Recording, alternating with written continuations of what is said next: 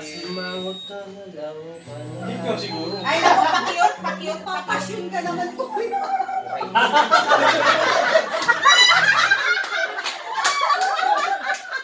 Yun nga yung tamang tema eh.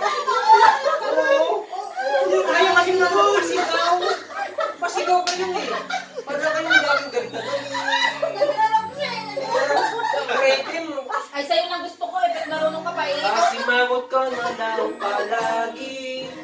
Kala mo ikaw ang bayani. May-ari ng lahat ng sama ng loob. Ay, ano gusto mong gawin?